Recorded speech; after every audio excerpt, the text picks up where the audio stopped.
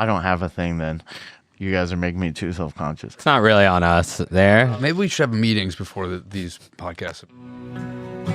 I woke up very unhappy, very scared, just very scary, scary, scared, really scary. Was I really scared? Yes. I had like weird feelings in the pit of my stomach before it even started.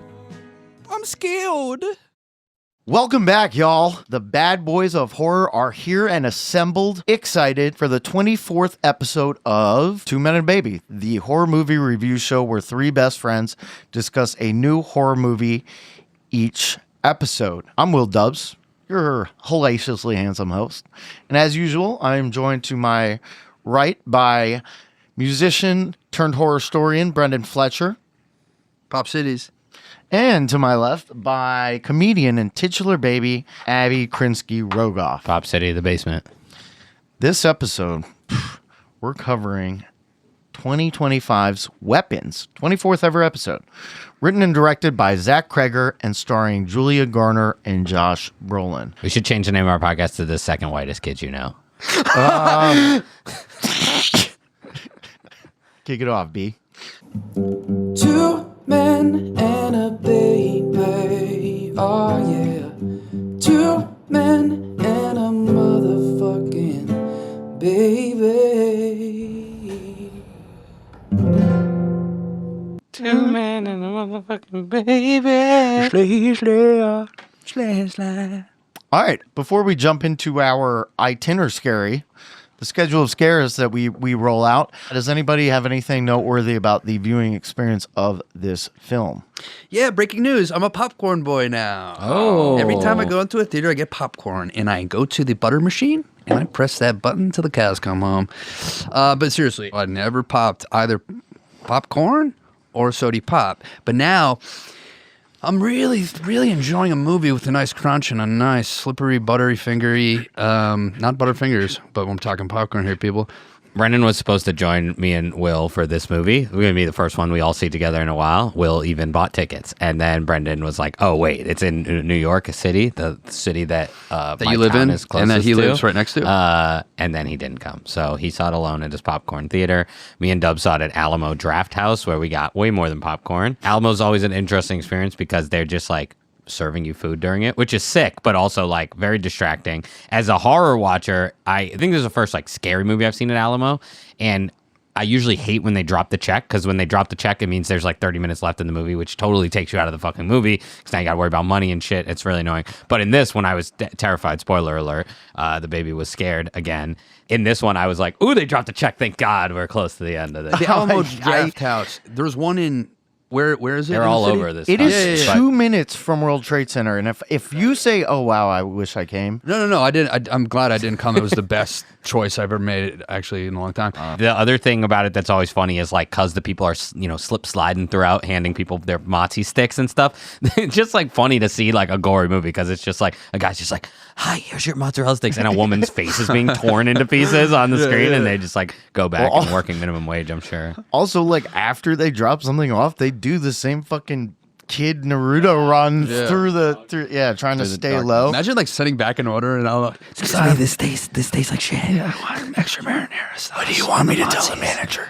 One time, actually, they gave me a Sprite with no syrup, so it's just like a seltzer, and I was like, I'm paying fucking $4. I would need this. So then I had to write on a note like, the Sprite doesn't have syrup. And the person, you know how there's the classic customer service thing where a person has never been asked a very general question? The person's like, looks at it and then leans in and says, there is no syrup in Sprite.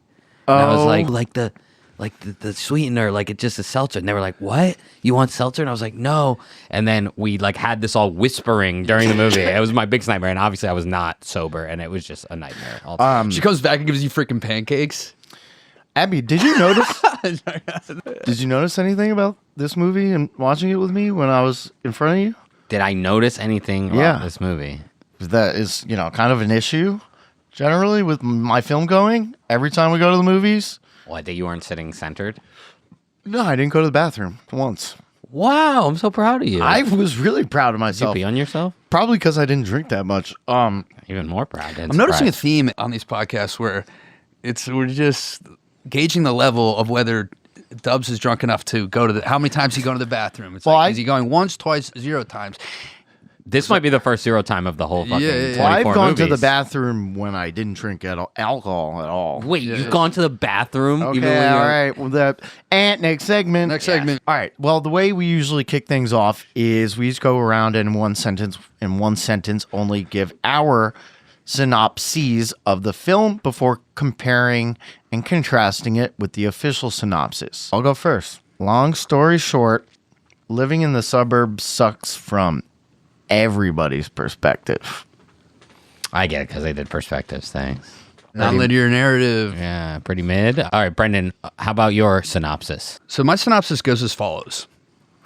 The citizens of the small town of Maybrook find themselves in the eye of a supernatural tempest after the children of a 3rd grade class vanish into the night. Yes, I looked up what tempest means. Yes, I know Shakespeare. I read it all from cover to cover. Everyone knows what tempest means. For art thou Romeo, from here doth the sun sets. I like it Sure, because check. that actually doesn't spoil anything. Because I it's know, it's very hard- easy to want to provide not a synopsis, but a summary in your synopsis. But also, it's not really apt. Like, there's not really a tempest metaphorically, or you know what I mean. Or Brendan could literally. form a whole debate club with just his own views. It'd be like strong point, pause for 5 seconds. Actually, that was completely wrong. There's a tempest going up into my ears, and it's called my freaking dumbass brain. Let's go. I don't Abbie, actually hit me. still know what Tempest is, and I won't know. My synopsis is bunch of kids Naruto-run into the forest. What happened? I like that's that. pretty much That's it. good. And again, like you said, halfway through this movie, it completely changes tone shift. No spoilers yet, but then we know why, and then it's about that. But for Abbie, the I first half love. with no I'm spoilers, sensing a there we go. tone shift from your synopsises into using less onomatopoeias, less kind of wham bam. Scared, fancy boo, me yeah, scared. boo, me scary. Go out, uchi wowies. I don't This have movie a was good enough memory to remember how they used No, to go. but So yeah. I believe your change happened, and I believe you, and I believe all times they say things. All right, next segment. Next segment. Now, here's the official synopsis. When all but one child from the same class mysteriously vanish on the same night at exactly the same time, nice parallelism, a community is left questioning who or what is behind their disappearance. Okay, that was good actually. Yeah, no, that like, was tight. pretty. But I love that, including that synopsis, Brendan's synopsis, yours, Abbie, and every single trailer. That is the only thing you know about this movie going in, and everything is reestablished in the first 90 seconds, and everything after that is pretty much new stuff. Yeah. I'm really good. I don't watch trailers usually for the movies we're going to go see because I know we're going to see them. What's the point of spoiling anything? In this scenario, it was one time when it actually wouldn't have hurt to see the trailer because, again, yeah, the trailer is just the first 60 seconds of this movie. I think the directors need to be more involved. Like, I think directors that write their movies and probably, like, actually, you know, are part of the full deployment. They're producing. I feel like they must be like, no, you cannot. Whereas other folks, they probably finish their job. That's Right. it. And then somebody else takes over. Trailers are the marketing department, I believe, so it's quite Yeah. out of their realm. But yeah. Well, I would think if you're a producer, you would be involved, right? As, like, don't you get involved in all no, departments? you made the movie. Now you're done. Now you're probably working on something else by the time they do the marketing and trailer class. I do think nowadays Interesting. there are more directors trying to get involved in it because it does matter so much. I've been convinced by you, Abbie, I think, to get. I've gotten much better at avoiding them. Sometimes you can't, especially because when we're actually on time to these movies, you're sitting through. When you go to horror movies, like 9 out of 10 of the trailers are other horror movies. Dude, and this is a perfect transition to our next segment, which is Baby in the Corner, and it's all about me. Wah, wah. Let's talk about how scary this movie was. And the first thing I wanted to say is every time you see a horror movie, which I had never seen in theaters till we started this stupid project, they are just all horror previews, and it really just fucking the gut punches me the second I go in. I'm like, oh, I hate this because I usually love trailers, but it's just scary trailer after scary trailer, and now they just be showing full on jump scares in the trailers, and I didn't sign up for this. So we got to see the trailer for like Conjuring 39 in here, and it looked super scary. I don't know if it's gonna be good or not, but it looked very scary, and just all in all, the trailers really get Yeah, I my like the nervous Conjuring- system deregulated trailer. immediately.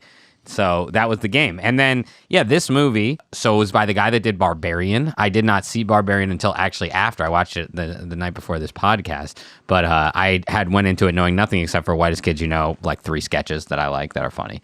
And that is quite the jump they made. But, yeah, I think all gains that I thought I had made are gone. Honestly, I've realized that we just went through a streak of seeing movies that didn't scare me that much. But the last 3 movies we saw that were scary scared me as much as any movies have scared me. I looked at my scores. I think the biggest difference I've been noticing about this immersion therapy is that I don't know if I'm getting scared less, but I'm more willing to see a movie. Like I was saying, I watched with Martin and Sloan last night. We watched Barbarian, and I said, okay, I'll watch this, like begrudgingly, but I'll watch it. I'm glad you did. You're right. The old version of me would just say, no, I'm not watching it. But in the actual watching of it, maybe I was more scared back in the day, but I was fucking terrified. I'm like doing the classic thing, like checking my watch, like when is this going to end? Very uncomfortable. You've done it no less than 24 more times than you had before, which is probably twice as many as, like the show itself, you've endured. You know what I mean? No, I'm enduring, but I'm just saying I don't feel less scared.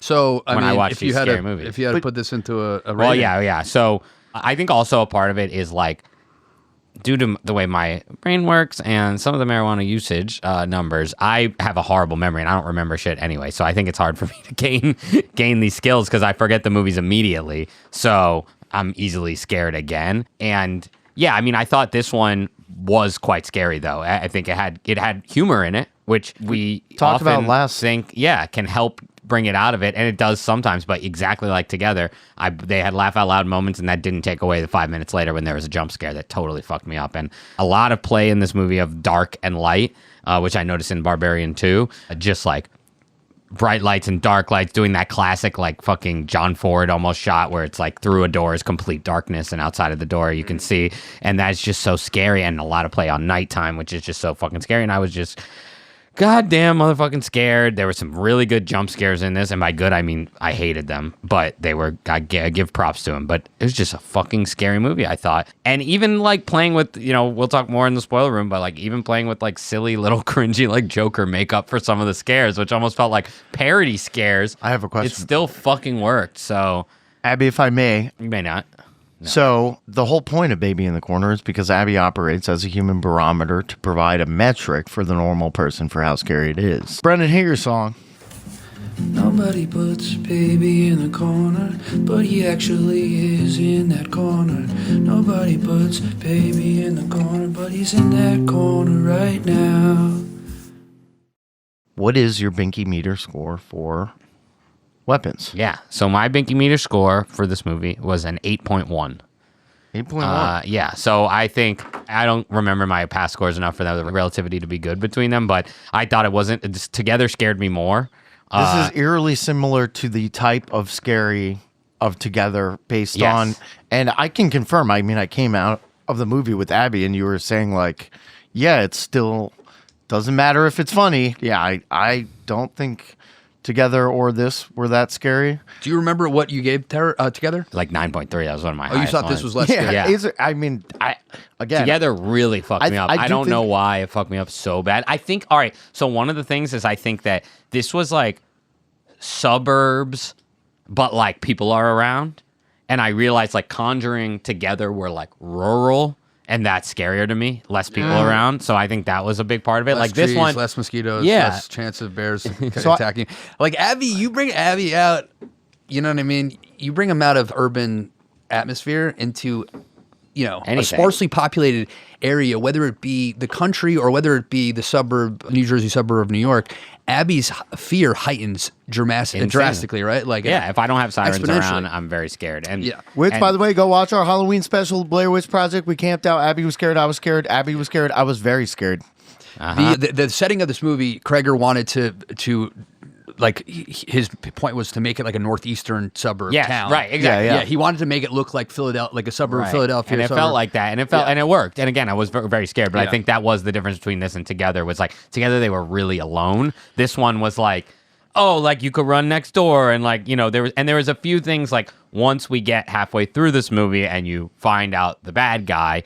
it was still scary, but less so. There were some jump scares that really got me after that. But in general, it was less of that mystery, whereas Together, as we talked about, was like 2/3 of that movie before you really know exactly what is happening, and it's just the classic fears. So that's the thing. And the only last thing I wanted to sort of talk about for a second is I've also been noticing that, not surprisingly, like horror movies affect, your day before it affects you, right? And so like on a day when I have more general anxiety, a horror movie is going to be harder to watch. And I think like I had an anxious day before watching this one, and I think that affected it. And I just wonder, you guys are not really scared that often. Yeah, I was saying that. I was like, it gave me something to get excited about. Right, so it almost the was opposite. like I decompress. I'm pumped. Yeah. I can sit down and like enjoy this little ride right now. Exactly. You know? And to that point, we made the joke. It's like anytime I watch horror, I have to follow it with some bleach. Like I have to watch something silly to get out of it. Will goes, yeah, I think I'm going to bleach by going home and watching Barbarian, which is not the idea at all of what I'm talking about. It's the opposite. But yeah, you're in the zone. You want to keep going. A lot of horror fans have this concept of like comfort horror. What's your comfort horror movie? And I was actually just listening to one of the first other podcasts like ours that I thought was really good, and this girl's comfort horror movie was The Hills Have Eyes remake, which is a really good movie during that 2000s era where they all used this kind of like I remember being terrified. I never Texas would watch Chainsaw, House of West. This movie, Last House on the Left, House of West, West on the West off. But the Hills Have Eyes remake, I think, was the best out of all of them. No, this one got props. Huh? The Hills Have Eyes. There's nothing comforting about. But that's that, my point. dude. Is it involves torture, rape. There's a that's baby. Bizarre that I someone know, is comforted by that. But I mean, I get it. I don't watch horror movies. I literally don't watch horror movies to be comforted. Like I get watching movies or television to obviously like it's a warm blanket, but I can't think of one horror movie that I would put on to like subdue my anxiety or so in that point, do you find if you had a very anxious day that horror movies are going to be more anxiety inducing? To me a horror movie is like going to amusement park and like kind of providing a jolt of electricity to your body, and it kind of just gives you that break from the mundane kind of banality of everyday life. Yeah. And I think like not unlike like a amusement park ride or something, it just breaks up that monotony of your normal life. I totally agree. And there's a difference between why we enjoy them and then one becoming a comfort movie. Nobody was comforted the first time they saw that movie. But you know how we have these movies that I always thought of it back when we used to click channels, those movies that if it was on, you'd be like, I'll watch it Men again. in Black. It was just that's comforting. You can see I it would every watch time Men in Black over again. For sure. So the way she described it as it's like, if you ever just don't know what to watch, there's a rotation of films that you'll just go back to kill time and kind of turn your brain off. And often those are, positive associations. If you know what's going to happen, you've seen it 10 times already, it's more comforting. But I do actually, while I completely agree with the amusement park, thrill-seeking, jolt, there is something, an element of decompression, relaxation associated with getting and being like, I'm going to take this in now. Well, I find that so for me, it's like one of the big things I use like movies and television, definitely not horror, as like escapism, right? And that's the comfort. Sci-fi is really good for me. It's like, it doesn't have to be like fun. Like it can be like some depressing sci-fi, but it still makes me feel calmer because it's a different world I've entered in. Escapism. Clearly you feel that with horror. Do you feel that with horror? Like I rarely rewatch horror movies. Like so you're not using it for comfort. You're using it for shock. You're using it for a roller coaster ride. Yeah, right. And like when you go on a roller coaster a million times, on the millionth time you're on that roller coaster, it loses its effect on your like. Well, some people are saying for me personally, I understand anyone that like puts on a film that they're comforted by 100%. I'm just telling you my personal perspective. Yeah, cool, perfect. I usually rewatch something because I'm showing it to somebody else too, which is a joy in itself. That's totally different. Yeah, if someone's like, I'm looking for like my dad or something, a friend of mine would be like, I'm looking for like a movie that checks X, Y, and Z boxes. I'll be like, this is perfect. If I'm in the same room, I like I'm watching them and I'm getting by osmosis getting Right. that singular that- first time thrill that I watched. I love You know that. what I mean? That bit when your friend gets up, when you're watching a movie, you're just looking like, "Hey, are Yeah, you yeah. watching that? Are you enjoying that? You better be fucking enjoying this." Wait. I had the worst thing. I was watching with Dana, and we're watching Red Rooms, which is fantastic, but it's in French. She gets up, and I was like, should I pause it? And she goes, no, I can hear it. And I said, it's in French. And she's like, oh, yeah, shit. And I was like, all right, yeah. Say oui. Yeah. Going to the bathroom during my favorite part. You better I'm not breaking down come that out. door. You better stay in there forever, That dude. shit 'Cause I'll kill you. disrespectful. Yeah. And one of the other reasons that this movie, a lot of these good ones that we've gotten into since this project started, that really makes them scary is like, and we talked a lot about this early in the series, good acting, just good acting in this, and it really makes it relatable. Definitely. And it was especially relatable being like, oh, interesting, sad, lonely, and alcohol vice people. Like, this is very relatable. Wait, so it was like relatable, and good acting makes it scarier. I do have one other question now that there's a consistency between this and Together, or like the analysis of, it seems like, because I think both of them had some really amazing scares, like individual. But for me, and I think Brendan, to an extent, when it's like a genre mismatch, Genre bending. it's all over the place. The next scene could be funny or a laugh could come after. For me, it's not like the high doesn't make it a scarier movie, or maybe it should, but I forget about it more quickly. I'm wondering, because for you, moment to moment earns the higher score than something that might be consistently dreadful but never achieves. Yeah, like for that example, high do you level. ever watch a movie that has like one moment that is terrifying that moment alone informs your score? Or do you look at the movie in its totality and say, because the rest of the movie maybe where it was a little boring, or maybe it was more of like a whodunit and not so, No, I didn't think really it's, was packed with, I think for me, at these higher levels, it's the longevity, because But a I'm lot of saying movies that can I have don't- like big scare, but it's like the movies that are over and over again, and the comedy doesn't solve it, because the comedy takes me out for a second, but then we get right back into it. It's really like, if it's start to finish, I'm uncomfortable. That's how it gets the highest scores. So I guess what I'm saying is, to me, those two movies didn't come off as such because of the moments of comedy and the. But I don't think they ever had, like, again, this is much lower Yeah, I than think it's Together, high. because once we find out who the monster is in this movie, there are jump scares. But I'm not actually scared, like scratching my skin, like scared of the anticipation as much. It's just like a quick jump scare will always scare me. Whereas Together, it was, again, 2/3, maybe 3/4 of the movie where I'm really uncomfortable. Conjuring, it's like 2/3 of the movie where it's just like, fuck, I'm so scared. Yeah. All right. But, well, I guess we should fully spoil everything then, right, guys? Well, all right. Let's fully open it up. Let's just open that door, Creek, Let's and then go open down. it up and head on down. This movie is relevant because there was a room downstairs that they went to. No, that's Barbarian. Well, there's also Well, a room both of them had downstairs, and rooms it's called- downstairs. Some people call it basements. You did call a basement an attic attic. in something the other day, and I laughed because that was funny, and that's what happens. I'm addicted. to Oh, and by the crime. way, guess how many followers that we have? 666, 666. baby. No one better follow us. And after this episode, we're going to have 322. All right, Abbie, you want to break down the actual full everything that happened in the movie All right. as quickly as you can? Yes, this is the plot summary. If you haven't seen it, this is the moment where you pause it. You go on to fmovies.llc, watch it illegally. Actually, we're against that. We like you to go right to the movie theater and pay money and go see it. And then you unpaused. Welcome back. Now I'm going to describe what happened. Okay, so we're in a suburban-ass town, 2:17 a.m. A bunch of kids disappear running out of their house like fucking Naruto into the forest. There's one kid left and one teacher. She's the girl from the Ozarks. She's an alcoholic. Everyone's pissed like, yo, where the fuck did all the kids go? They don't really do much interrogation, it seems, but a tiny bit. There's angry parents. There's Thanos-ass Josh Brolin. He's angry. All that shit. The cops suck. They're not doing much. Ozark girl has a guy that she used to hook up with.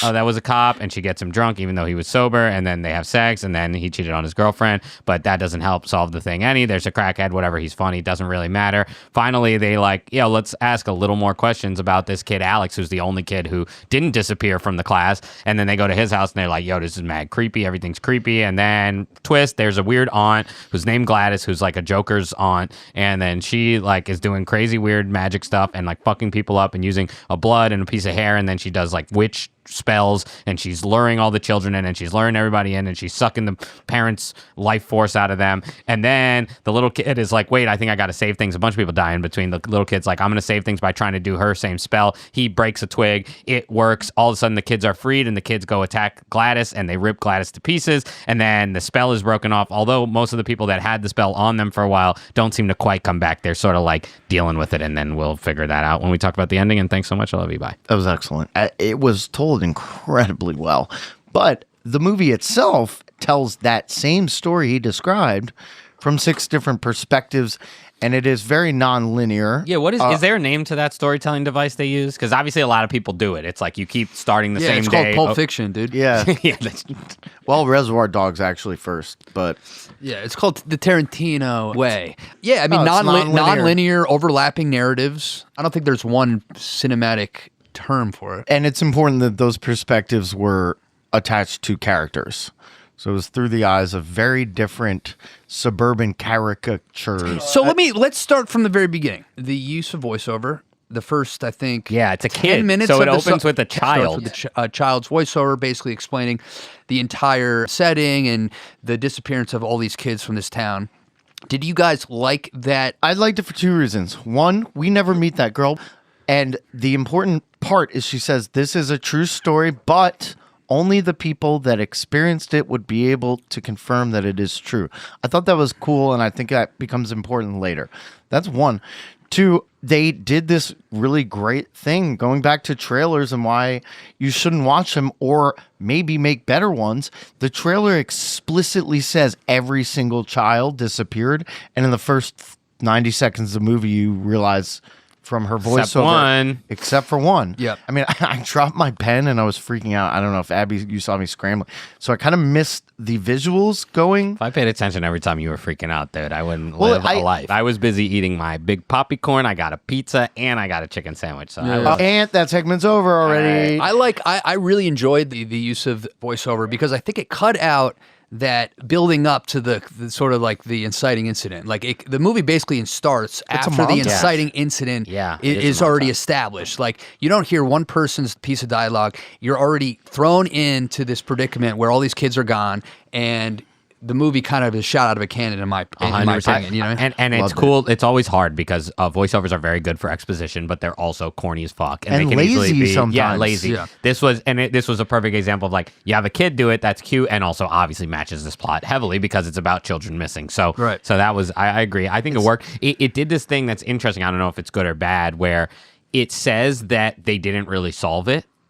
So then me as the baby watching it am like, oh, fuck. Well, this is even more scary because I know they're not going to solve it. Then actually, they sort of did. So it's funny that what that voiceover meant was that we don't know exactly when it's taking place that she says this because she also does an outro voiceover. Yeah. Yep. And in that, there's the very important part, which is like the people that were in the trance, that as I said in the quick overview, at the end they go out of the trance, but they're not back to normal, which I think is very interesting. I think you guys probably read up on what we think that means, but I've read the inside of my brain for it. Okay, then all right, then we don't need to hear it. But but I think it's interesting because when she is saying this, whether it's 6 months or a year or 3 years after the incident occurred, matters a lot because she's not God. You know, she is a character hypothetically.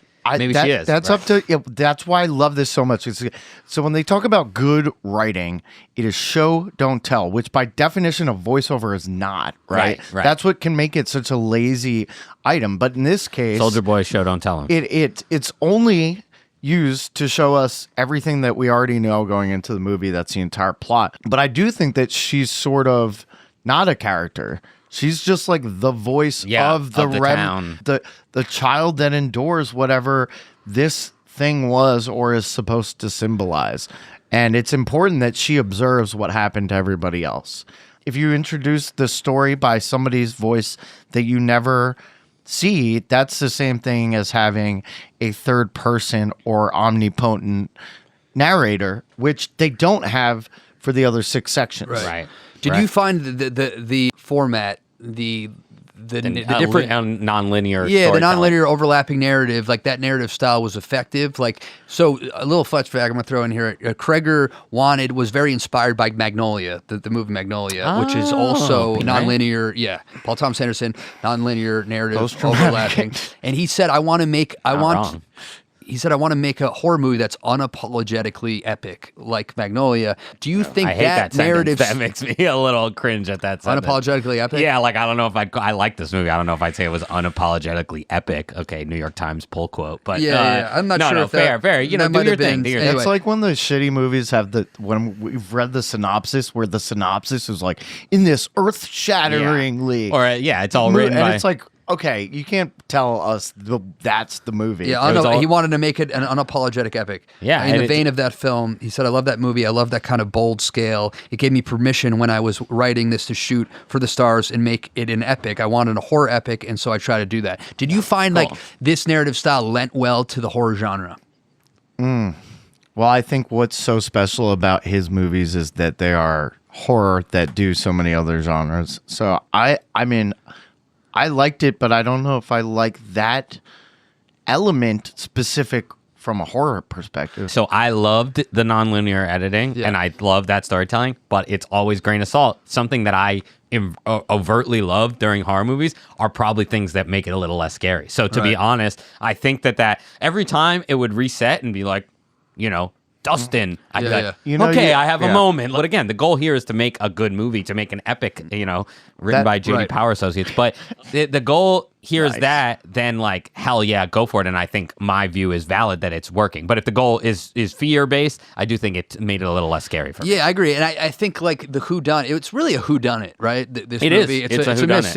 It's a mystery For half of whodunit it, yeah. wrapped with comedic elements, with some of the most rapping. horrific elements that, I think without those couple of jump scares, I think this movie could easily have been in the same vein as like that movie with Jake Gyllenhaal where he's the detective looking Zodiac? Like Prisoners?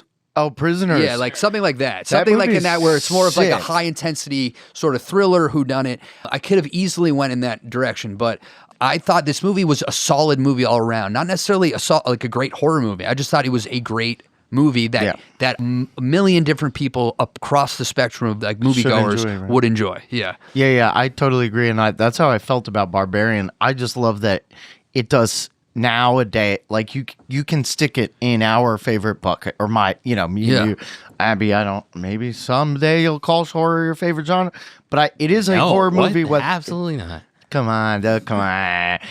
What I was thinking about this though. You could do something really fucked up with that storytelling device, because you're Change right. it It up. lulls you into this like. Right, nothing bad can happen right here because I already know what happens. It's like I always think of Paranormal Activity. It's like every time you have one of those stressful night scenes and then it turns to day, you're like, all right, cool. Yeah. Once they switch to a new character and they're resetting right, the timeline, you're going backwards, so no new things can happen. but they could just jump right into one, and you think that it's going to be safe, and it's totally not. In that sort of vein, I do think that it's a missed opportunity to not use one of them to dive right into something horrifying. Alex, which they didn't do, did they? Alex's, they were like, oh, we're going to find out now. But it still had to build up and reset from the ground level with Alex. What I do think is a cool horror mechanism, which it's not nonlinear storytelling, but this idea of resetting, thinking you got to a moment and then starting over. Back to what we said was one of the greatest jump scares ever was in The Conjuring, right? And it was the clap where you think that is the end of this horrible scene, but it ends up, the aftermath leads to the wardrobe and it hits you again in the face. This movie did that same thing where there's a jump scare reset by another one that then what parts do you mean? She sees the boy in the back of the classroom, and that's supposed Joker to be makeup, smiles up. Yeah. Yeah, and we Dream don't know what sequence. that is. Only to then like wake up, look up, and then He's on the ceiling. Yeah, or yeah. Something's on the ceiling. Yeah, that was a double dream. And Gladys is on the ceiling. Yeah, right.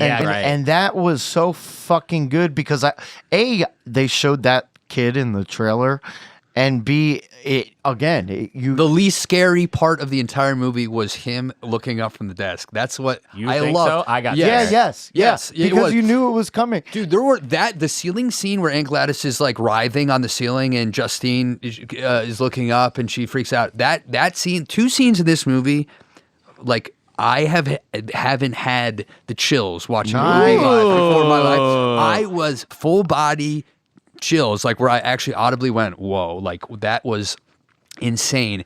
That scene with her on the ceiling, and then when Archer, Josh Brolin's character, the bed where Aunt Gladys's face, whatever becomes the son's face in the bed. She's wearing that like bizarre clownish makeup, and like the light kind of passes over her face, and Josh Brolin's character wake up and he goes, "What the fuck?" Like and that was so funny. It was too. hilarious. It got a huge laugh in the It theater. was so funny, and like that's exactly what I felt like. That's why it was so funny. It was so goddamn scary that the only way that joke works is if it is so fucking scary. And there was a few jump scares that got like full on whole audience like, ugh. For me, those were the 2. I agree. Yes. I totally agree. Yeah. But it's brilliant. Exactly what you said. The kid was so like, whatever. But if it's not whatever, Exactly. then it doesn't because you're assuming that that's the scary part Right. of the scene, and you're like after that you're like deep breath. She wakes up from a scary dream. Yeah, no, and this is I mean- not the first time movies have done this where someone wakes up from a scary dream and then Another the scary dream thing. is not even, the nightmare hasn't even But begun usually it's something else that actually happens in real life. Or usually another thing I've been noticing with a lot of horrors is they'll do the fake scare. Oh, we're gonna look under the bed. We're already nothing. Yeah. Then you Right. get up. Then the thing's Yeah, there. yeah, yeah. This was interesting because it was a jump scare. Yeah.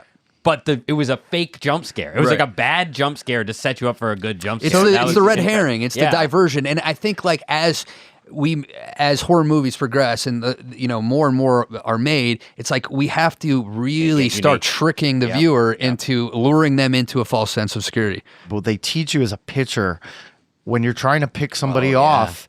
Your first move Is a has bad to be pickup. believable, Yes, yeah, right, but right. it cannot be nowhere yeah. close. So if you ever want to really, I gotcha, Yeah. it's usually the Interesting. second Yeah. move. Or like low fastball, Yeah. then curveball in the dirt, or like I mean, high fastball, high fastball. The whole fucking, idea of a pickoff is Yeah. to like, quote unquote, catch somebody Break down. sleeping, Yeah. right?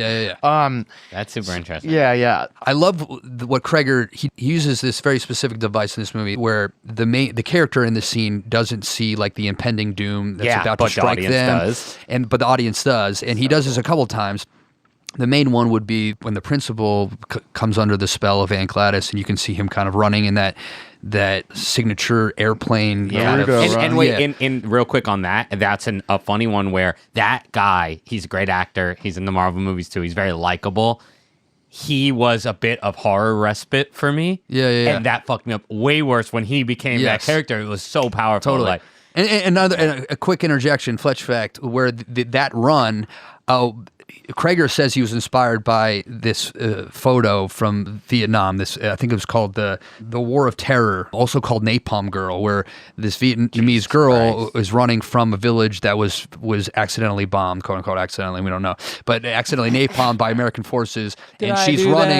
Napalm by accident. is Yeah, well, wild. who knows? But anyway, that's neither here nor there. But the photo is her. it's like, I will not make a statement against the American army. Why I I'm wasn't. gonna interrupt you by accident. Oh, sorry. So yeah, she's running in that with her arms outstretched like that. She's crying. Anyway, Cregger says he was inspired by that run. So he uses this thing. The principal, you can see him running the distance. Background. When Justine's character goes to the liquor store, and you can see the angry girlfriend. Coming from like behind. from the aisles, and the camera kind of, and she gets closer. That shouldn't be a scary It scene, wasn't but really scary. I thought it was scary because Really? you don't know who that person is, Right. right? It's filmy. It's fuzzy. It's out of focus. I thought that was like a very. I thought it was effective. just going to be an angry parent. Yeah, it was effective. I Yeah, totally agree. yeah, because yeah. at first it's subtle enough that you're like, oh, maybe that's just an extra. Like, and then you're like, Right. no, there's too many turns. Well, and- but also in the context of a horror movie, you never know. You're never safe from Right. horrific things. So, Right. like, yeah, she's in a liquor store. It's the daytime. There really shouldn't be anything to be scared of. But I don't know. Well- He had an ability to keep you on the edge of your seat. Dude, the other one. perspective is a huge motif Yeah. in this movie. That's And motifs, no problems. yeah. Perspective is also shown visually here. Yeah. So the cinematographer did a lot, like that exact shot you're talking about in the liquor store, a lot of tracking shots. You're making hard turns. It's very about what you see as much as it's about what you don't see.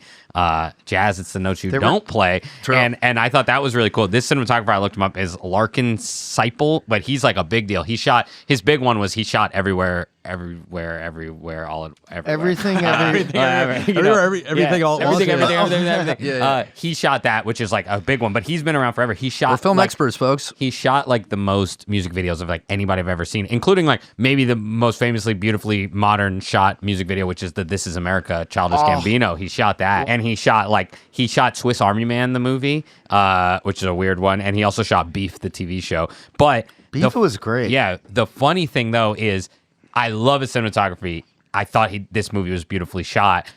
And one of the things I wrote down is I love how he plays with darkness and light a lot. But then I watched fucking Barbarian, which does that as much. Yeah. And that was a different cinematographer. So I'm like, actually, that's one of those examples where the director's, I think, bringing that to the table probably because you now have two controlled, different, and he's making that happen. Zach does it in Barbarian. It's more like there's longer time spent in one darkness and But then you're on a first name basis with him. this my is boy boy Zach. Zachy boy really utilized panning We and grew up in zoom Canada together. the whole Airbnb scene in Barbarian takes like that is a long time, and it's Detroit, 30 minutes. and it's It's dirty, 33 minutes. and it's raining, and it's creepy, and it goes on, But and he it does. builds They and builds. both show a door where there is no exposure through the door, so there is no way to make up any information of what's through that door, and they do that in both movies. And Well, and also they do that in this when they were camped outside Right. Alex's house, and you're seeing in, and that's so scary. It's so unnerving. Yeah. Cregger, he actually like spoke a lot to David Fincher about what lenses to use, what angles, like during production and post-production. Like he said he was integral. He's actually Fincher's in the credits of this movie. Really? That's how integral he was in like post-production editing choices and stuff. He said he would get pages and pages and pages of notes from Fincher. So One other thing about the perspectives and framings is there were a lot of times where you would be forced to look at something for a while, an extended period of time for nothing to... Right. And it was usually a door. Yeah. Like the front door when she's waiting outside Alex's house. The front door. the first time. Also, the way, talk about perspective again, when the mom comes out with the scissors and you just see her silhouette running. Oh my and God, all the you do sound is in that. the So sound. Yeah. that To had me- such a chance to me- to be so lame. Yeah. That could have been lame, and like that could have easily been like someone. It only took one person in the movie theater to start giggling at that, and I could see like a lot of people. Oh, this is stupid. It was walking such a fine line from between being stupid and being like creepy, and it to me it like hit the mark at being loved creepy it. as fuck. I loved No, it too, dude. You're spectating somebody asleep, and it never stops being her asleep. You can only hear it. You don't see shit. But the door is brilliant. The sound of anyway. And it's the same thing again. That he uses this thing where the main character doesn't see the impending lurking doom approaching slowly and creepily. Right. And But we you're the really only one that can live in see it. it. You're Yeah. the viewer's the only one that's like, oh fuck, she's asleep. It's uncomfortable So, and goofy looking. Yeah. And you're like almost laughing, but it's like, oh no, she's I mean, you really nailed it. It's perspective, both in storytelling, visually, auditorily. It's just a movie that really hits on perspective. Real quick, do you guys know obviously it's hilarious that this director, who's now like a modern horror guy, like big in the game, comes from this silly sketch show. Like, do you know his backstory? How did he get into... He had an interview. He basically said that the horror genre allows you to be more exploratory in your creative endeavors. And because budgets for horror movies are much lower than any other genre of movie, he said it just like gave him the creative space to kind of like explore. So I think there's a ton of interesting tidbits from the Barbarian. That's the one with the interesting tidbits, if you know what I'm saying. The really long dangly ones.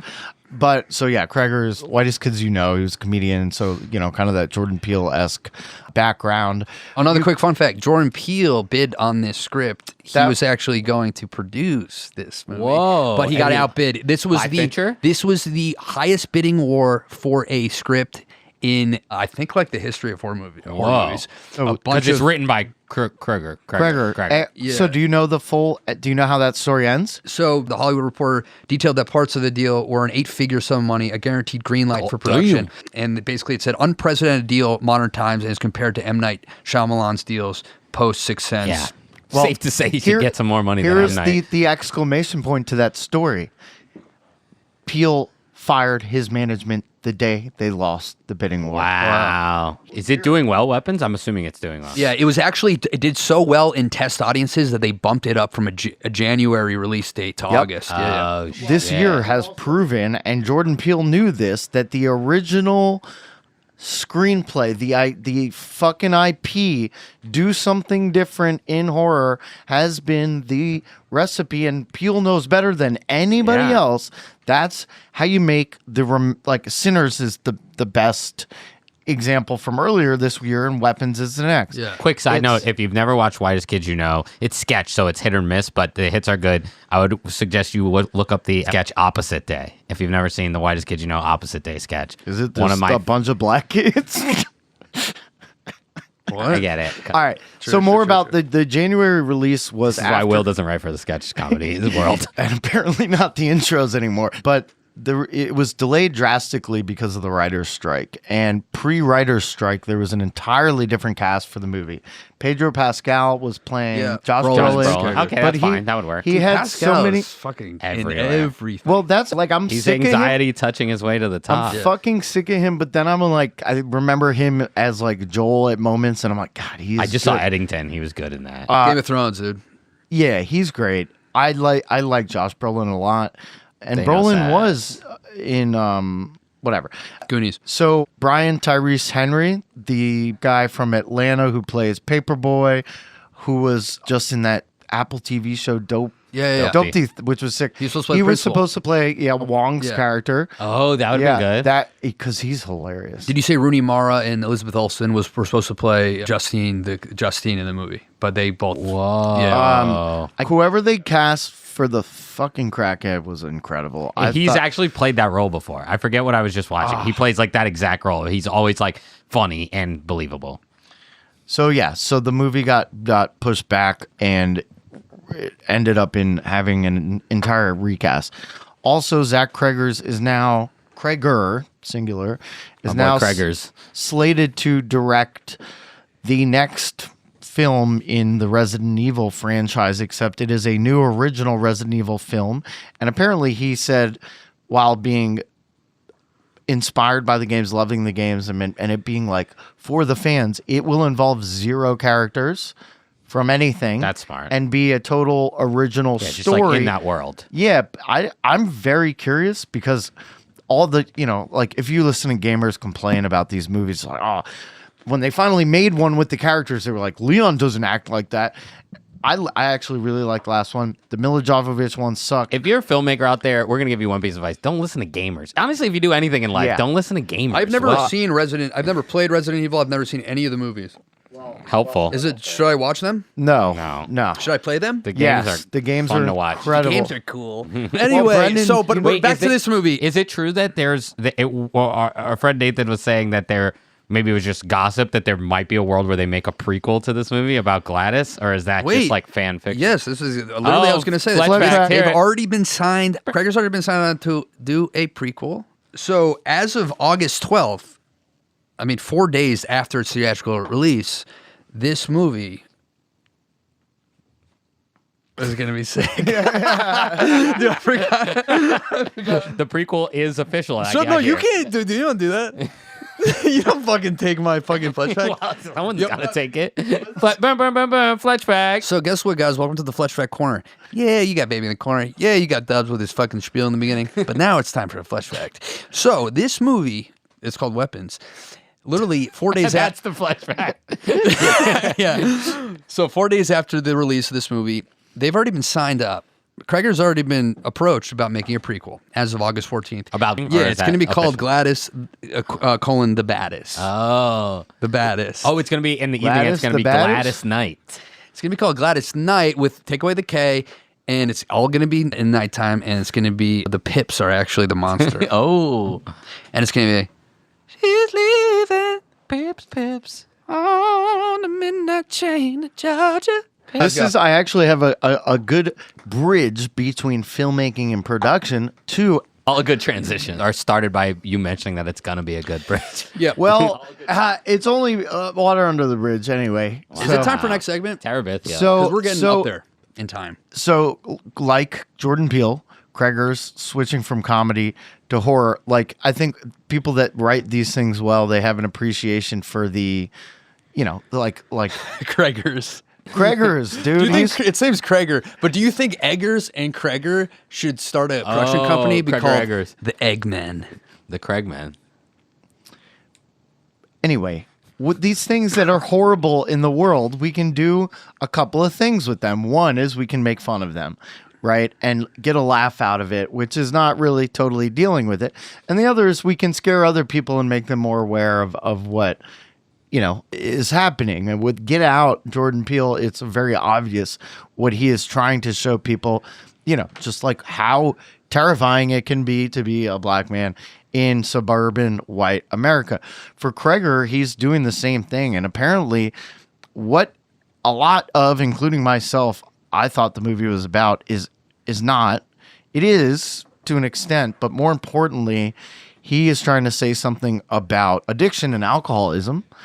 And he is? Yeah, I'm going to explain all of it. Interesting. 'Cause obviously, she's like Ozark's woman is like an alcoholic in this, but it doesn't affect the plot that much. But let's hear how maybe it does. Yeah, so Unrelatable. he was saying, as somebody who was an alcoholic that or addict or something that created neglect on children. Cregger was an alcoholic? Yeah. He wanted to kind of show the plight of this negligence, right? Which ties into the idea of weapons and school shooting, right?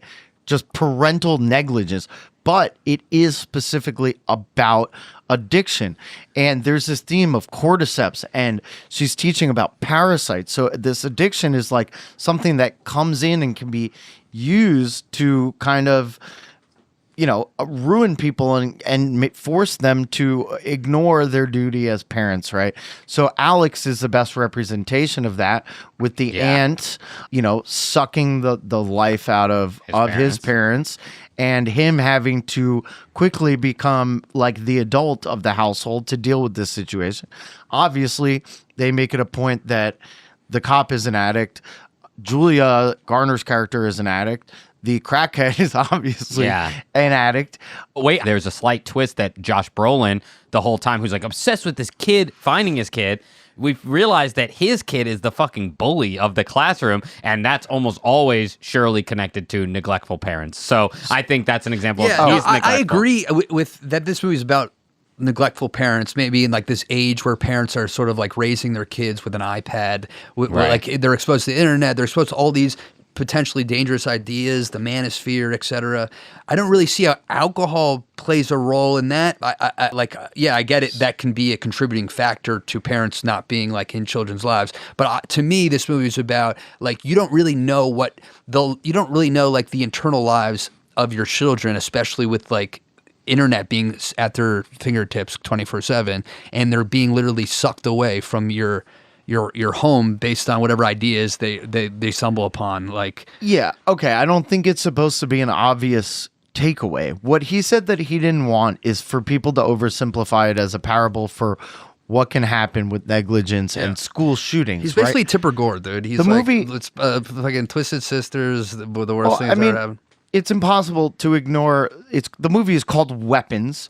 There is a dream sequence involving an AR-15, right? But the reason that AR-15 appears in Archer's dream sequence is because there is a poster on the wall of his son's room with the same exact AR-15. I didn't catch that. I want to say that was by far my least favorite part of the movie. A lot of people really stupid. I thought it was a lot of people really hate it, and I thought that moment the movie anything. Well, I thought that was going to be this big like barbarian shift, and it didn't have the shift. No, but let's go back the to gun this. just starts like fucking shooting everyone in the town. Well, and it said 2:17 p.m. on it, didn't it? Well, I want it did, it just said the numbers. 217 on it. I want to go back to this, like whether or not you choose to accept the alcoholism or addiction part. It is definitely about suburban parenting and negligence, and Abbie, you made the point that I think is one of the most important, which is That sounds about me. Well, Archer's son is the bully. The bully. But the other thing that's so important is that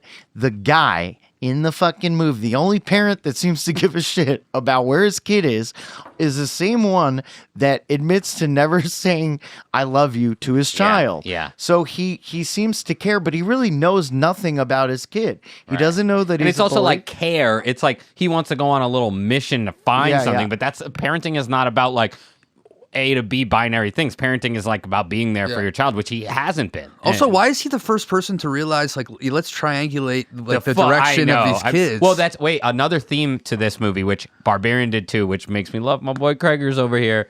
Cops suck ass, and that you can quote the Every TMB horror movie, team. they suck ass. And The it's most- realistic. Okay. Every real video in the world shows that they suck ass yeah, too. yeah. They Blue Lives suck ass. Matter, unfollow. The most obvious thing is like, okay, let's just like look at the direction that all They these were kids are running it. running towards. Yeah.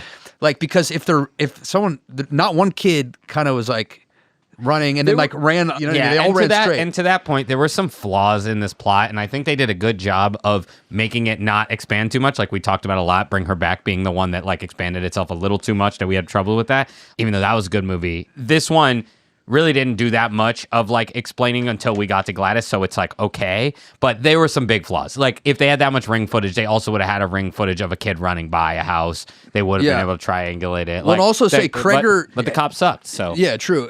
But Cregger had a very similar writing style that he implemented during his like writing the script of Barbarian. He basically had a very loose premise and he didn't have an outline and Right. he kind of wrote the movie as it came to him. He was like, I want to write the movie as if I'm watching the movie. So like that's why I'm a little skeptical when I hear about this movie's about alcoholism and stuff. It's like, you know, sometimes that's a it's part of like it. I it's don't like a think post. It's like a post. Okay, like self-reflection on your movie. You're like, what is this movie about? How can I?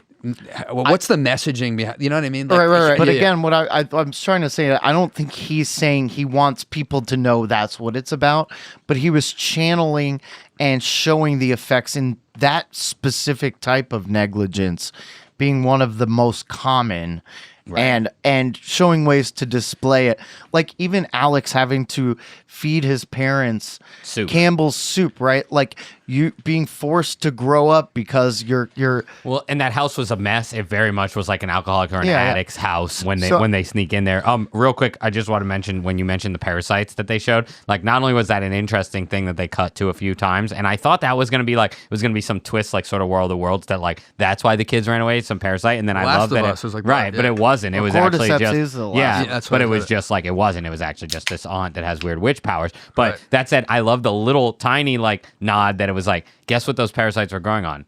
Ants. Right. And guess who was the bad guy? Aunt Gladys. That's true, dude. So and also, there's a scene where Justine is teaching a lesson about parasites. Yes, she's right. talking about. Well, can that's what I anyone said. say it to her? Oh, sorry. Do you know about cordyceps? So I take them sometimes in the morning. I'm wearing corduroys. Actually. They're fungi Oh, okay. that is a parasite that attacks ants, usually in like warm climates. And once they get it, it controls the ant's brain and Yeah. it forces them to go towards the light. So they keep just going up to their death where this thing grows out of their In head. planet Earth. That's Give me where- the light when that's the where they got the idea cordyceps. for last Somebody night. gonna cordyceps. Give me the light, that's cordyceps. All right, let's move on. Yes, Ant, let's hold on, fucking hold move on. on, Next dude. segment. I don't, fucking, there- let's go. Can I just finish out the Scream theme that has to? I just want to get it through, right? So negligence, suburban America. What are we creating, right? They use the word of turning people into weapons, and in this case, the Use it chil- once, yeah. The children are the weapons, and it is parental negligence that allows it to happen, right? So there is obviously this commentary on school shooting. Now, they eventually tear this woman to death. Literally. And Abbie, you brought this up at the very beginning. We close out with the fact that the kids are fucked up afterwards, right? The narrator says, quote, some of the kids started saying some words. Again, Maybe. they started Again. speaking, right, talking again. which implies that mostly they did They not. get better. Yeah, Well, no, but it implies that that some of them got better. may slowly, but yeah, definitely yeah. They're not. No one's like going back to class Yeah. normally. And even the parents, they had to be Go to the institutionalized. insane asylum, So even if you do, the kid that's smart enough to fix this whole thing and solve the problem and save the children, anybody that's a part of it, and that's why it comes back that narrator said, this is a true story that nobody wrote down, but only the people there will know it's true and understand it and feel like the kids that were there, even if nobody died, are all fucked up because they experienced what I would imagine is a parable for this like mass horror. I took it and I took it as however long you are under the trance in their world, not getting as analogous as you're saying, but like in this world, the longer you are under the spell, the harder it is to recover. Because Josh Brolin recovers immediately; he's totally fine. But he was only under the trance for like 5 minutes. Definitely, a lot of the people that were under the trance for a middle level of time ended up getting their brains blowed out. So we don't get to learn how they did. And then the kids were obviously under it for the longest because that's how it all started. And the parents were under for the longest. So yeah, so that all checks out. Did you guys like that ending? I did. Yeah. Okay. I also love the way that the kids were shot crashing through the windows. Oh yeah, school shooting. No, but like it's very it was hilarious. I mean, it became yakety sax.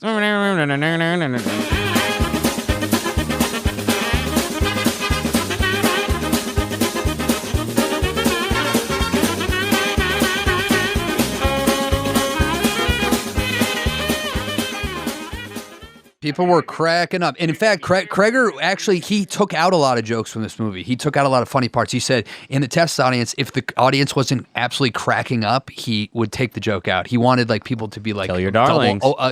Clutching their sides with laughter. But yeah, it was very similar to the Zack Snyder Dawn of the Dead remake, which starts with one child getting zombified and possessed and attacking, but then they're all running through these windows like it was very funny. There was a few scenes that I want to talk about. Usually there are like, from what you guys have shown me, there's like scary movies, there's like thriller, whodunits. This was a mix of those, and then there's like gore movies and a lot of times the gore movie pretty early on is like, hey, we're going to be a gore movie. Like, check out this gore. And he does an interesting thing where does not feel like it's going to be gruesome at all. Not by the previews, not by the vibes, not for the first half of the movie. And then it really gets, it low-key sneaks some insane gore into here. Obviously, one of the ones that the audience, like, I saw half the audience turned away from was when she cheese or carrot grates. Oh yeah, I hated that. I hated that. That was insane. And you knew it was coming. Yeah, and then she did it like 2 or 3 times. I love this shit, by the way. That is like right up my alley. You like that? I love it. But see, I hate that. Yeah. That's like the one part of horror movies where I'm like, dude, I don't like that. It's also interesting. Simone pointed out something interesting I was thinking about.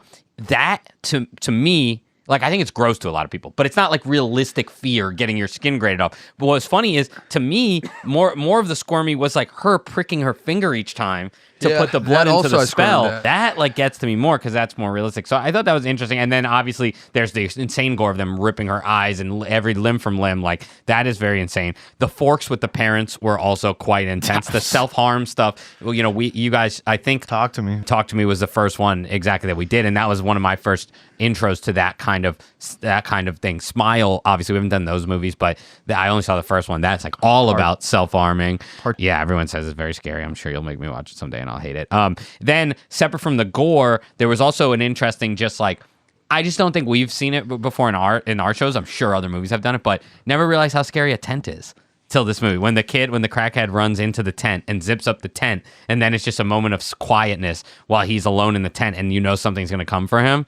That was a very interesting, good fear tactic. I had a lingering question about the movie, and is why did they all see some version of Gladys before? I had that question too. Was that part of her spell's like offshoot? It's Julia Archer and the crackhead in the woods all see her, and I don't really know why. I guess it's like she is having these, effects on the whole town, so maybe there's some type of in the ether. It's a tempest, dude. And that's what you got to learn. That's what you got to learn about tempests. I also like when it's just like, okay, there's witchcraft. That's not the point, right? But right, that's what we got to use, and that's what they did. And apparently, like the lore of like that twig and the thorn and water, that's all real, like voodoo. Witchcraft. That's real blood magic.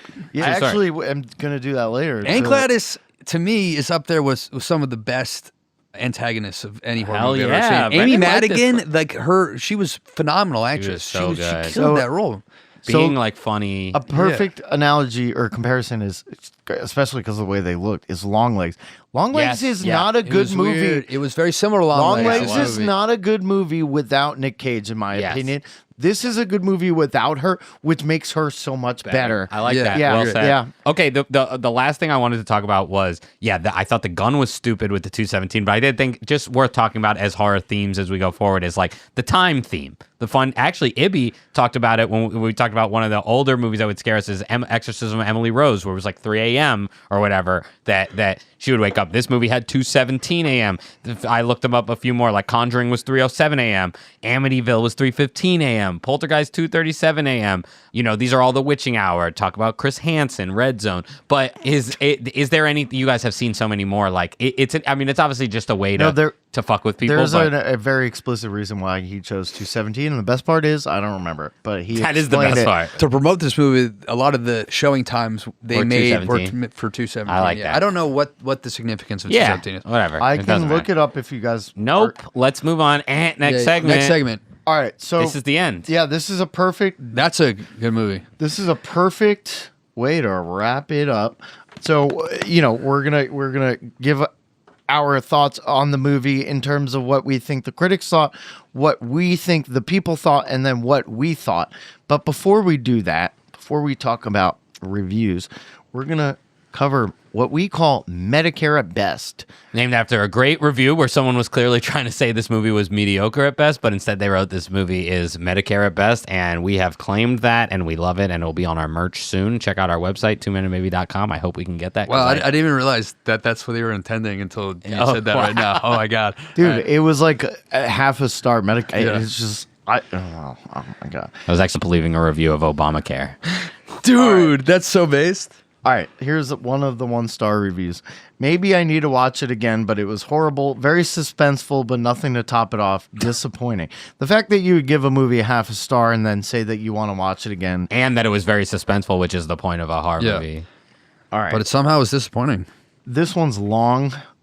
More hagsploitation and different interconnected perspectives from Zach Cregger, except none are remotely interesting or manage to build any suspense beyond the premise, plus the promo trailers deliberately lie to you when they tell you that the whole class disappeared overnight, which I wouldn't mind if it didn't make the obvious target of suspicion a glaring red herring, which then becomes the answer to his own question, where only people who don't regularly watch horror movies wouldn't see what's going on, with knowing that from the point of I wanted to slightly be entertained. Since there is a dark comedy horror like Cregger did with Barbarian, I'd expect some laughs from sheer audacity or dialogue, but none of that was funny until even the end. Then it was only slightly amusing, but then just turned into an eye roll, comma. That's a first punctuation that whole what time. did I write this? All in all, it makes it that sorry, it should have been a pair. All in all, it makes me weary of stepping into another Cregger movie, especially the new Resident Evil when it's going to be Barbarian 3.0. That one was just wild because it starts with big ass words. I also love with the complaint of just like, in the trailer it said all the kids were gone, and then in the movie, all but one was gone. what? 0 stars. Dude, he started with the back. More hagsploitation and different interconnected perspectives. I was like, oh, this is about to be some angry, smart guy. Nah. He took the word class, but not the grammar class. There was one other that ends in, I lost $98. Like he bet on the movie being, and then it says in parentheses, I convinced everyone to watch it with me. Now I'm not allowed to pick movies anymore. I lost $98. That's hilarious. All right, but this is my favorite one. 5 out of 5 stars. I didn't get to finish it due to fire evacuation. due to is spelled D-O-T-O, one word. Doo-doo. All right. Now let's get into the real deal. So, Brendan, hit your song. Hit that theme song. Bob it. You are about to find out if we really know what we're talking about. Are we frauds or are we connoisseurs? Here come our rotten tomato scores. This segment's called Rotten Estimato, where we estimate the tomato meter score. We try to predict what the critics thought, what the people thought, and then we'll tell you to cap it all off, what we thought. Who wants to go first? I will go first. So we're going to guess the critics' viewpoints of Weapons, the movie. And I'm going to think that the critics in this scenario are definitely going to think higher than the Can I ask regular people. Question before either of you go, because I feel like I've never seen a more aggressive ad campaign around it was an tomato insane scores. effort, and like tomatoes were literally being thrown into my Tossed, eyeballs, juggled. and it was literally impossible for me not to see You the tomato actually score. do look like a little tasty ragu right Dude, now. it's freezing cold. Tom in Brady here, would man. have had a fucking aneurysm because he doesn't eat. So, right, were go. you able to avoid? Well, I guess I wasn't. No, the no. reviews are like, our movie's so good, but I don't think that ruins the vibe because I think like this movie opened clearly at like a 98 and that's what their ads were, but I think now at this point it won't No, be they that said high. 100. Okay, The only perfect 100 Yeah. tomato rating of all time. It's like, until it the never ad we run stays. in 2 yeah, weeks. it just for shows you another how horror important. movie. I mean, how much money are Rotten Tomatoes? How much money are they? Oh, they're they getting. Dude. killed They're it. getting some. I They're wanna getting say- some palms greased. Yeah, This over is there. one week I would like to do the IMDb baiter just to see your guesses. Too late. I hate Rotten Tomatoes. So let's do our segment about Rotten Tomatoes. I am going to guess that critics, it has evened out at a high 96. That's going to be my guess. I'm gonna guess it's higher, dude. You look like a little nugget right now. I'm gonna go. I'm actually gonna guess it's higher. So I'm freezing cold, dude. I don't care. So guess what? I'm gonna say 97. Ooh, big one. All Damn. right. Critics That ate, opinion was cold. critics ate this 'cause up like a bowl of tomatoes. You know were what I mean? further from Abbie. It was 94. All right. So Popcorn meter. Popcorn meter. So I think this is where it actually matters because we're people of the people. Unless we disagree with them, in which case we're people of the critics. And in which case we disagree with both of them, then we're right. I think that people-wise, it's definitely going to be lower. They tried things. Genre bending always is going to have some issues. Big ad campaign's going to have some issues, but also it was good. So it's not going to be like fucking trash score. I'm going to say 84. 1984, George Orwell. Yeah, it's definitely gonna be lower than 94. I'm gonna say 90. 90. 90, 84. The answer is 86. This one was split it really pretty close. interesting to. I still won. You but, won. You won both. Always. No counting, but me looking for the Medicare at best, like obviously it's lots of 4, 4.5, 4.5, and then 1-star reviews that are bringing it from 100 down. But it was really hard. Like all the 1-star ones were like, this movie was hard to understand, or it was funny, not scary. And it's like, hey, it was a fun fucking movie. Like it was a lot of fun. Anybody curious about the IMDb score? No. Nope. Don't care. Well, all right. I'm going to tell you anyway. Because they're 7.5. all 7.1 to 7.5. 7.4. It was 7.9, but together was 6.9. All right. And they both had almost identical tomato and audience scores. That's interesting to me. All right. I'm So an now we're gonna go IMDb around. hater. Now we're gonna go around our freaking dumbass table, Yeah. and we're gonna what? No, well, the tomato meter. And next segment. No, hold on. This is interesting. Name me all the other scores. Together- the fucking poopy, together how many was- poops did poop.com give it? Together got poops of 97% critics, 79%, Audience. and IMDb was 6.9. So more schism. So IMDb loves fucking weapons and hates fucking together. Oh my god! All right, listen. This Maybe is they went to fucking one of James Franco's ripoff acting Well, all classes. my new director friends tell me that IMDb is all. really quick because we skipped this segment. Segment really quick because we skipped this segment before. Would you recommend this movie? I'm gonna go around the table. William Dubs, would you recommend this movie? Yes. Abbie, Yes. I would as well. Okay. All right. Let's do our scores. What was the point? We do that every time. Brendan wants to keep it consistent. So here's the deal. I think we talked a lot about this movie. I thought it was good. I thought it was fun. I thought it was scary. I take back that I thought it was fun, Wait, but it time was out. funny. If I said what was the point of that every Oh time my every time you God. fucking spoke, this podcast would never end. Go. It's already doesn't end. I'm gonna give it so I gave it an 8.1 in Scary Scares, and I think that it's about that in a regular movie score as well. My one thing is that I thought that when I further analyzed the plot, I found more holes in it, and I hated that gun thing. And so I thought it was good, and I gave it an 8.1 also for my score. That's low. I feel like, dude. Damn, what are you, Will Dobbs over here? Yeah. Do you feel like that was low for? I'm going last now. So I'm just coming- asking you a you can question. cheat. Do you feel like that do was feel low like for Abbie? that, based on what he said, I thought it was going to be a little higher, but also That's really high for me. Again, my numbers are Yeah. different from your numbers. Right, obviously. Giving just the fact alone that probably the scariest scene of any movie we've ever covered here in terms of like a new movie, not like an old movie like The Exorcist or Blair Witch Project or anything like that. But I would say like that singular scene of her on the scene? of Archer going to his son and her face. Just to say, that shit gave me Together chills. hit me with Together and Oddity both had one Yeah. bigger scare than that to me. Also, 8.1 watts. Oh, I thought you'd never ask, and I totally thought of this before. I'm going to give it 8.1 Girl from Ozarks. She was way hotter in this. I was into it. Oh, great. All right. Glad we added that. This movie was pretty good. This movie was really good, I thought. I felt like it was unlike anything I had seen before. It was a wacky movie, You've seen Barbarian. full of laughs, full of very scary moments. It was not like Barbarian. No, at but all. I was asked. That was supposed to sound like a question. It wasn't. I've seen it, of course. Yeah. Of course, Have I seen Barbarian? Yeah. Have I seen Barbarian? Well, sorry. I mean, we're on a horror movie podcast He's a show. horror storm. So, yeah, I'm going to say this movie, for me, personally, you said 8.1? Don't base it on me. You're trash.